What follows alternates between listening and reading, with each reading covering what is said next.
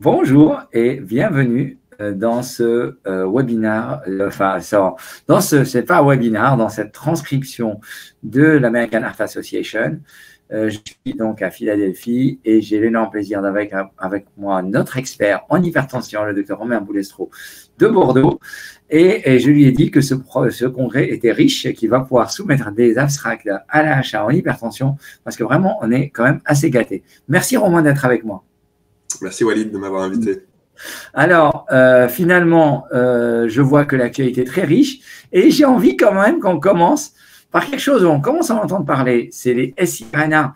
Alors, on vient de faire une session avec Jean-Sébastien Hulot qui m'a bien expliqué que finalement, l'ARN messager, on en avait entendu parler pendant le Covid, qu'on a déjà maintenant potentiellement 2 molécules qui agissent par ce mécanisme-là, une molécule qui est le patisiran pour l'amylose et une deuxième molécule qui va venir dans l'hypercholestérolémie et qui, elle, va avoir l'avantage d'avoir 2 injections par an. Donc, ce serait assez amusant. En fait, pour ceux qui ont peur de l'ARN, finalement, j'ai bien compris ce qu'il m'a dit. Il m'a dit, l'ADN, c'est notre livre de recettes. Et bien, l'ARN, c'est juste une photocopie d'une page de ce livre. Et cette photocopie, vous allez pouvoir la donner à la cellule pour fabriquer la recette de cuisine, la bonne recette de cuisine.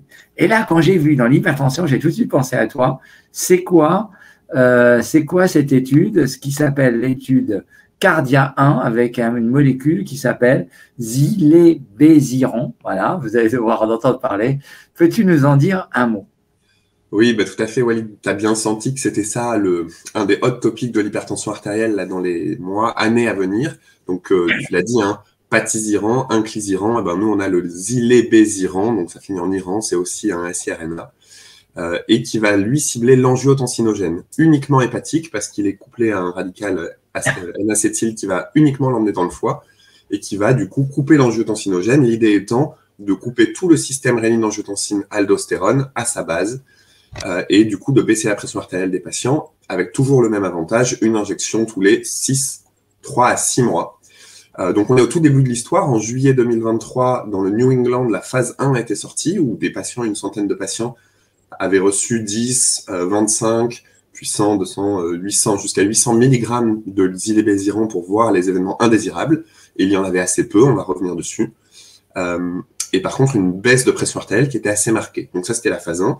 Cardia 1, l'étude dont on parle aujourd'hui, c'est la phase 2, où là, cette fois, on va donner à autour de 300 patients soit du placebo, soit 150 mg injectés tous les 6 mois, soit 300 mg injectés tous les 3 à 6 mois, soit 600 mg injectés tous les 6 mois. Et on va voir à 3 mois et à 6 mois la baisse tensionnelle chez des patients qui n'ont pas d'autres traitements antihypertenseurs et qui ont une HTA légère à modérée.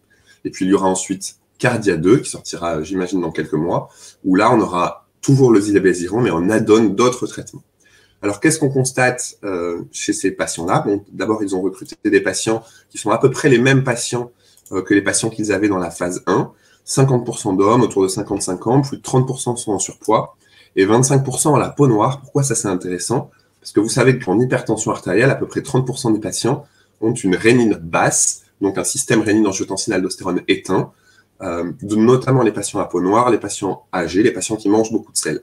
Comme le zilebesiran, ça bloque le SRA, si le SRA est déjà éteint chez ces patients, est-ce que ça va fonctionner? L'étude de phase 1 disait que ça marchait plutôt pas trop chez ces patients-là, et donc c'est des groupes qu'il va falloir qu'on suive bien sûr avec intérêt. Donc qu'est-ce que l'étude montre? L'étude montre que de façon dose dépendante, on arrive à bloquer l'angiotensinogène très fortement. Le 150 mg fait à peu près 90% de baisse de l'angiotensinogène, ce qui est déjà énorme. Et le 300 et le 600 sont équivalents à quasiment 95-98% de baisse de l'angiotensinogène. Donc, sur le principe, on y arrive. Ensuite, au niveau de la pression artérielle, on a aussi une baisse qui est dose dépendante. Par rapport au placebo, le 150 mg fait moins 11 mm de mercure de systolique à 3 et 6 mois et c'est soutenu. Le 300 et le 600 font moins 14 mm de mercure de systolique. Donc toujours chez ces gens qui n'ont pas d'autres traitements antihypertenseurs. Donc un effet qui est extrêmement intéressant, avec un profil de risque qui est plutôt favorable, même si, comme on s'adresse à de l'hypertension artérielle, on veut vraiment un risque qui est minimal.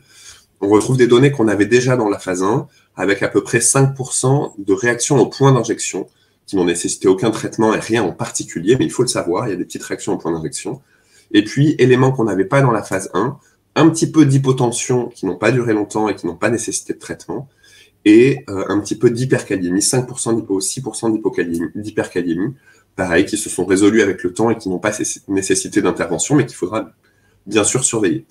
Donc, on a une étude qui est intéressante avec une nouvelle voie pharmacologique qui est passionnante parce qu'on imagine que le problème de l'observance pourrait être facilement réglé si on avait un traitement 2 fois par an, comme tous les siRNA. Et puis, des questions qui restent. Comment est-ce que ça marche chez les patients qui ont une rénine basse? Le Cardia n'a pas répondu à cette question.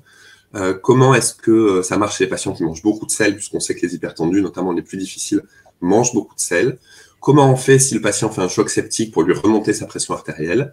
Et puis, des questions aussi un peu plus physiopathes. Si on bloque le SRA uniquement au niveau hépatique, on sait qu'il y a des systèmes rénine-angiotensine locaux dans le foie, dans le cœur, pardon, dans le rein, dans le cerveau.